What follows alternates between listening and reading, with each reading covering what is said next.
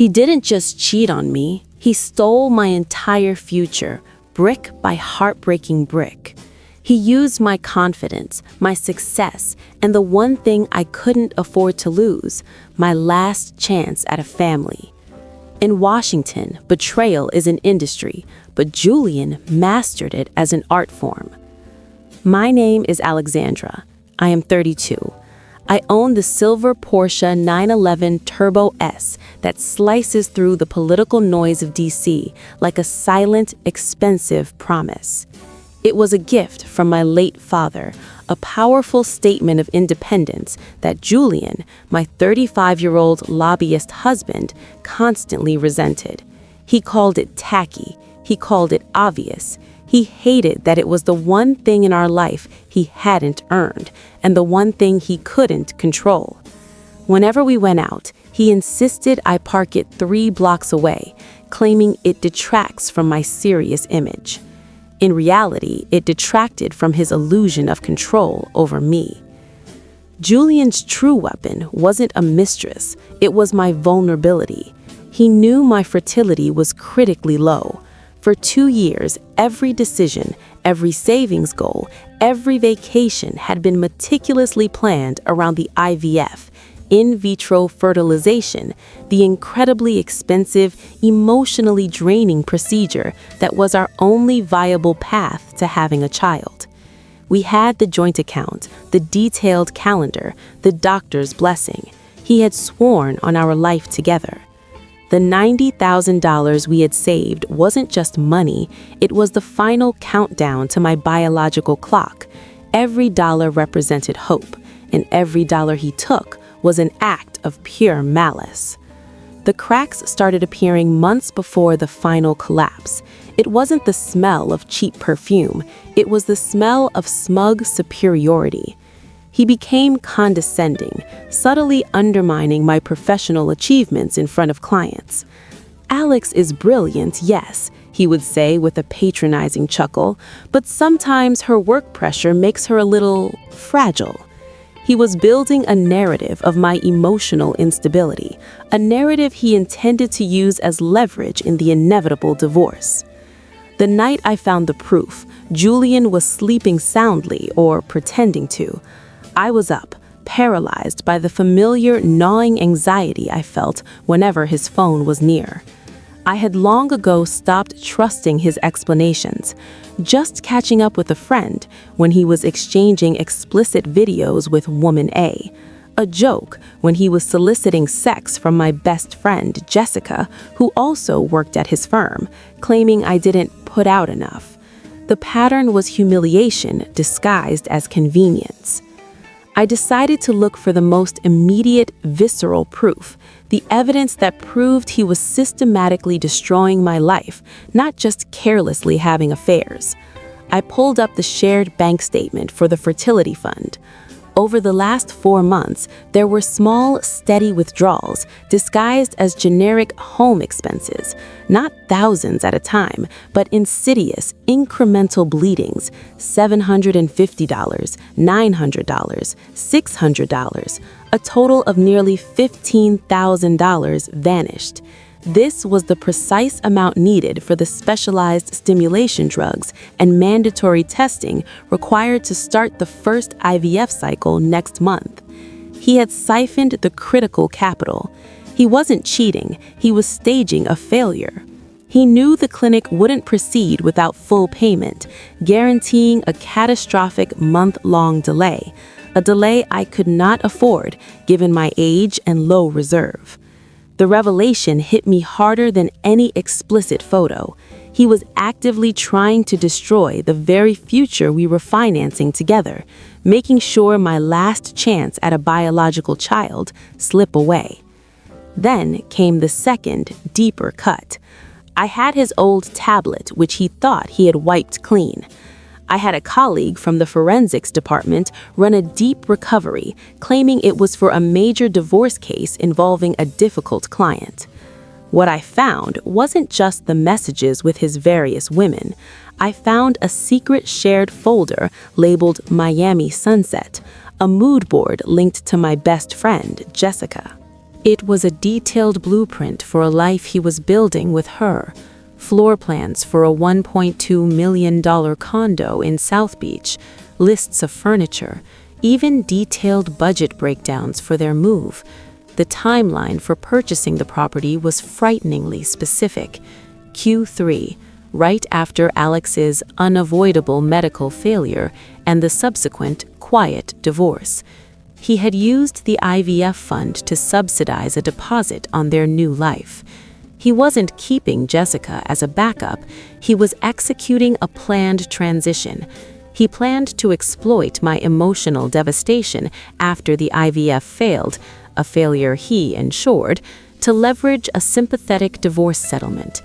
He would then immediately move to Miami, using the funds he'd saved, by depleting my capital, to establish himself as the tragic, available bachelor with a younger, malleable partner. I didn't utter a word. I didn't wake him up. I grabbed the keys to the Porsche, tossed a small duffel bag into the passenger seat, and drove out, leaving the house silent. I didn't go to my parents. I went to a secure, private garage near Alexandria, Virginia, where I kept a small office setup, a secure server, and an encrypted laptop. This was the contingency plan my father had insisted upon. Always have a fallback that no one knows about. The silver 911 was not just a car, it was my anonymity. In a city of black SUVs and diplomatic plates, my loud, fast German machine was surprisingly invisible to the people who mattered, because they assumed it was just a lawyer's frivolous toy.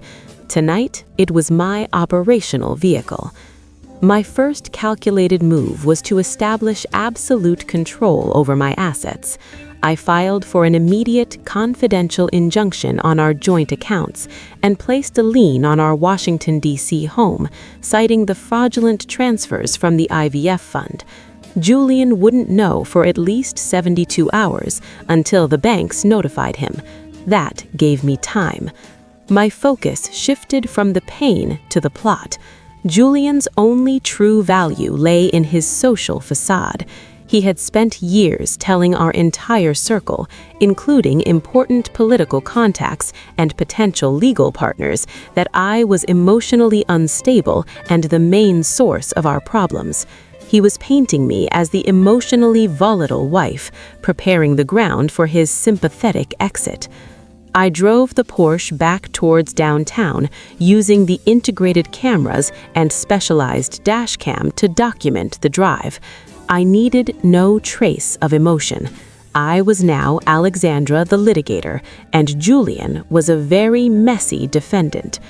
I parked the 911 covertly near a rooftop bar where Julian was scheduled to have a drink with his mentor, a powerful senator. I didn't go in. I just watched the car park of my supposed best friend, Jessica. She emerged, dressed far too elegantly for a casual work meeting, and drove straight to the bar. She was his accessory, and she was already stealing my life.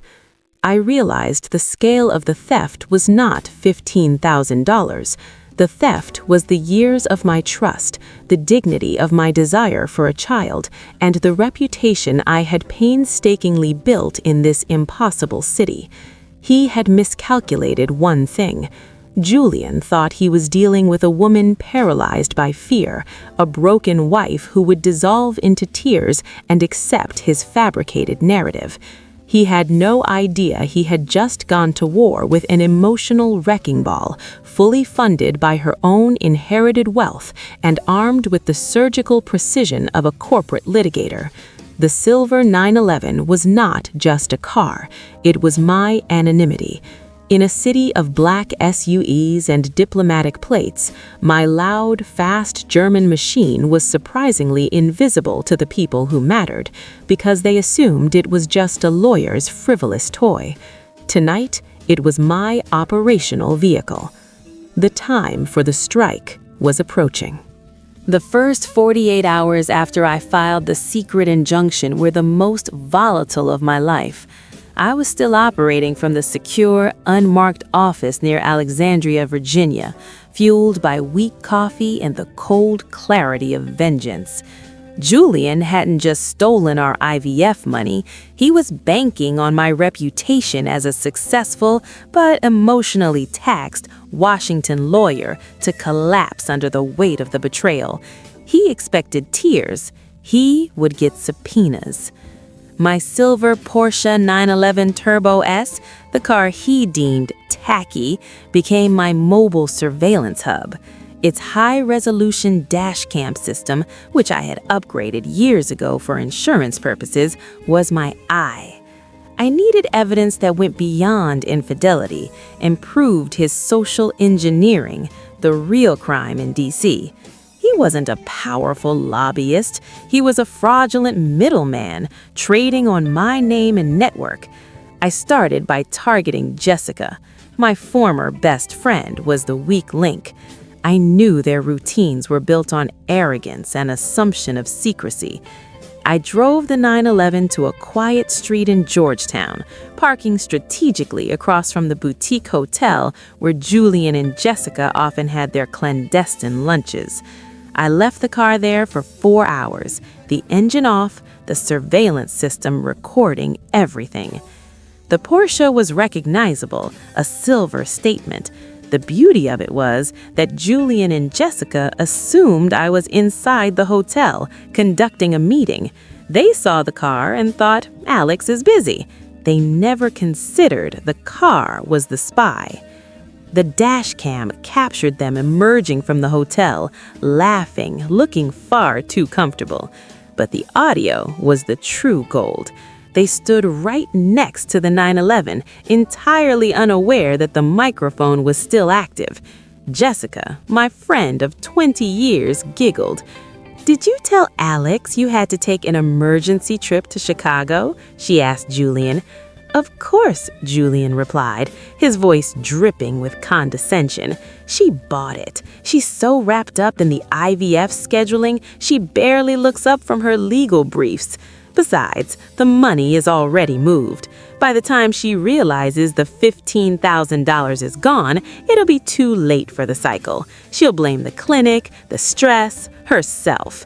That's the beauty of it. Self-sabotage disguised as life." Self-sabotage disguised as life. That phrase was the final nail in the coffin. It proved premeditation, manipulation, and deep emotional abuse. It wasn't just a physical affair, it was the psychological destruction of my worth. I retrieved the car, the digital files secured on an external drive. The 911 felt heavy now, less like a race car and more like a battering ram. My next step was to expose his professional fakery. Julian relied on promising clients access to high-level regulatory conversations through me. He would schedule a meeting, convince a company he had me on speed dial, and then claim the meeting was canceled due to my unpredictable health issues. He was collecting retainers for work he never performed, using me as his convenient excuse.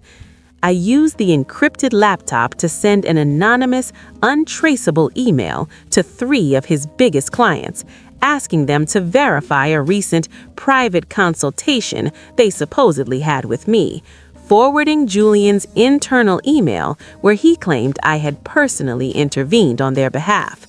The replies flooded in within hours, addressed to the anonymous alias. All 3 confirmed Julian promised my direct involvement, but all 3 confirmed the meetings never materialized due to last-minute cancellations related to Alexandra's health issues. Julian had been running a massive retainer fraud, charging full price for my access without my knowledge. I realized Julian's plan was even more cynical than I first believed. He didn't want the Washington house because he loved it. He wanted it because its sale would finance the Miami condo. And he wanted to walk away from the marriage with enough liquidity to secure his future with Jessica. But the real threat wasn't the house. It was the inheritance. My father, a brilliant and notoriously cautious man, had left me a significant, diversified portfolio, completely separate from our joint assets. The portfolio was managed by a very exclusive private trust in New York. The only way Julian could ever access it is if I were declared legally incompetent or if I explicitly granted him power of attorney. Julian and I had planned a romantic pre-IVF stress relief vacation to the West Coast, a long drive down the Pacific Coast Highway in the silver 911, which he begrudgingly agreed to drive. This trip was scheduled for next month. Using the forensic data recovered from his tablet, I found a hidden file on a remote server. It was a power of attorney document drafted by his second-tier, shady lawyer, specifically granting Julian access to my trust in case of incapacitation. The terror wasn't the document itself, it was the inclusion of an itinerary for the West Coast trip. There was a clause stipulating that in the event of a medical emergency occurring during the trip, Julian could sign the document on my behalf, claiming implied consent due to my prior instability. The schedule for the third day of the trip was a hiking trail near Big Sur, California, a beautiful, isolated spot. Then, the final, paralyzing discovery. Julian had practiced forging my signature. Attached to the power of attorney draft were dozens of scans of my name, meticulously copied from old birthday cards and legal documents.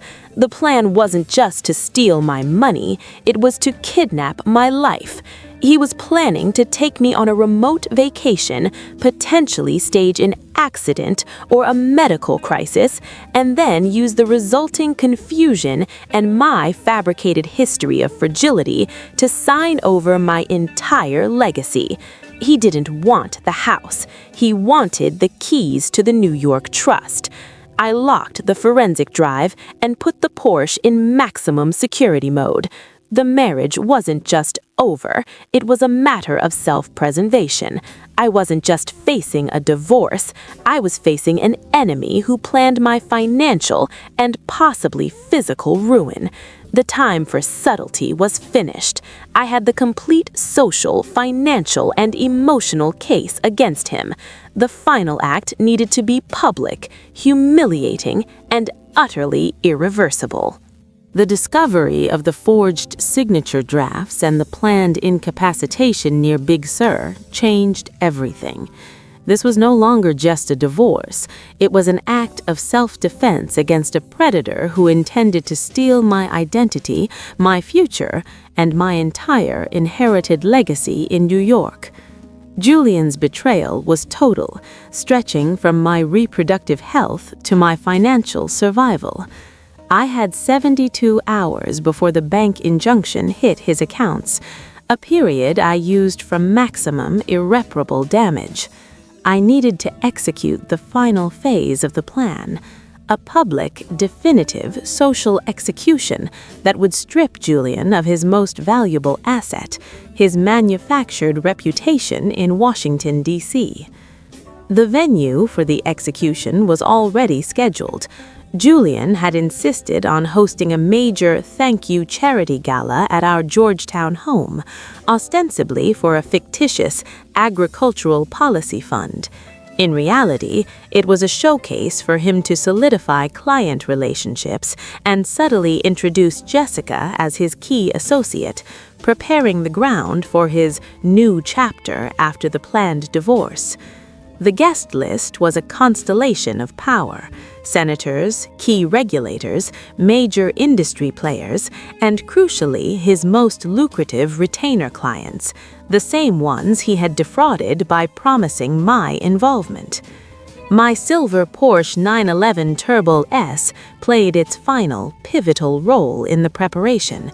I drove it not as a vehicle, but as a mobile broadcast studio. I personally delivered 3 sealed envelopes to 3 distinct locations: my own law firm's managing partner, the head of the Senate Ethics Committee via an anonymous runner, and the editor of a major D.C. political publication. The envelopes contained curated, irrefutable evidence: the forged power of attorney drafts, the audio recordings proving the IVF fund theft and the social fraud, and the correspondence detailing his retainer swindle. Everything was timed to hit the respective desks 30 minutes after the gala started. I arrived at the gala in a glacial black designer gown, a look Julian always criticized as too severe. He met me at the door, beaming with his practiced political charm. "You look stunning, Alex. Just remember what we talked about. Keep the speeches brief, keep the stress low. We want a quiet, successful night," he murmured, his hand resting on my lower back, a gesture of ownership I now found repulsive. "Don't worry, Julian," I replied, my voice calm, flat. "I plan to make an unforgettable toast, something everyone here will remember." He mistook my composure for resignation. He spent the first hour circulating the picture of the successful, supportive husband, subtly introducing Jessica, my supposed best friend, as a promising young lobbyist. Jessica, unaware that I knew about the Miami condo and the forged documents, was radiant, basking in the glow of my social circle. At 9 p.m., the moment arrived. Julian tapped the microphone for the main address. He started his rehearsed speech about integrity, commitment, and the future of agricultural policy, all while weaving in subtle, self-pitying references to our personal struggles and my fragile health. As he paused for applause, I took the microphone from his hand. "Thank you, Julian," I said, my voice projecting across the silent, packed living room. "I believe I have the right to offer a farewell toast, not just to this successful evening, but to certain partnerships that have concluded." I raised a glass of champagne, holding the room in the palm of my hand. The crowd was a sea of confusion and sharp DC interest. "Many of you know Julian and I have been trying for a child using IVF," I continued, making the personal crisis public. I watched Julian's face drain of color. "It's an emotional and expensive process, and like any good investment, it requires trust and capital. Unfortunately, my husband found a more creative use for the capital we reserved for our future." I nodded to a technician I had hired, disguised as a catering assistant. He activated the massive flat-screen television Julian used for client presentations. The screen flashed not with policy charts, but with the bank statement showing the methodical $15,000 theft from the IVF fund, clearly marked as home expenses. "This is the stolen money that financed Julian's true investment," I stated, my tone colder than a Chicago winter. "His investment in a new life, built on fraud." The screen instantly shifted to the shared Miami Sunset mood board, then the floor plans of the South Beach condo, complete with the intended purchase date, Q3, immediately following the failed IVF cycle. "And the partner in this venture," I paused, looking directly at Jessica, who had gone utterly still by the fireplace, "is my former best friend and professional collaborator, Jessica." A wave of shocked, horrified whispers rippled through the room. The social damage was instantaneous and devastating. But I wasn't finished with the personal destruction. I turned the focus to his professional crimes. Julian has spent years selling my access and my professional network without my knowledge and without delivering the promised results. He created an illusion of proximity to power. "For example, Senator," I addressed the powerful politician in the front row, "Julian charged your firm a significant retainer, claiming I personally intervened to secure that zoning exception. The senator frowned, signaling confusion. "That meeting never happened," I confirmed. "Julian was simply cashing in on my name. He defrauded every single client in this room who believed his promises." The final blow was the deepest. The screen displayed the meticulously forged signature sheets, followed by the terrifying power of attorney document. "This is what Julian truly valued," I announced, walking to the table and retrieving a framed, signed copy of my father's original will. He wasn't content with ruining my life and stealing my reproductive future. He planned to take me on a remote vacation, stage a medical crisis, and use this fraudulently prepared power of attorney to steal my entire legacy, my family's estate in New York, under the pretense of my emotional instability. Julian finally broke. He lunged forward, his face contorted in a mask of exposure and panic. "This is insane. She's unstable. I told you all she was having a breakdown." Before he could reach me, 2 private security guards I had preemptively hired discreetly intercepted him, escorting him firmly toward the back exit, away from the horrified gaze of the city's elite. "A breakdown?" I asked the room, my voice rising slightly. "No, this is a reckoning. The only thing breaking down is Julian's life of lies." I concluded the speech simply.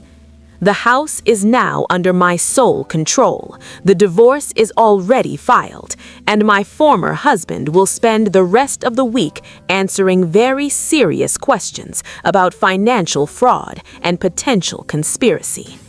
Thank you for attending Julian's career funeral."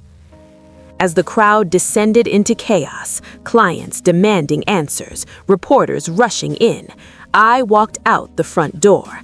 The Washington streetlights reflected off the polished silver of my 911. Julian was standing on the curb, his face ashen, still reeling from the immediate, total collapse of his life. His own modest black sedan was gone. "Looking for this?" I asked, holding up a small set of keys, the keys to his sedan. "I took the liberty of donating your car to the building's janitorial staff. They earned it more than you did." He screamed something incoherent about the keys to the house. I simply dropped them at his feet, got into the driver's seat of the Porsche, and started the engine. The powerful roar of the Turbo S was deafening in the sudden quiet that surrounded him. I didn't look in the rearview mirror as I drove away from the house, the marriage, and the years of systematic abuse. I accelerated, the silver blade of the 911 cutting cleanly through the night. I was alone, but I was intact, wealthy, and utterly free. The future was not stolen. It was waiting, and this time it was entirely my own.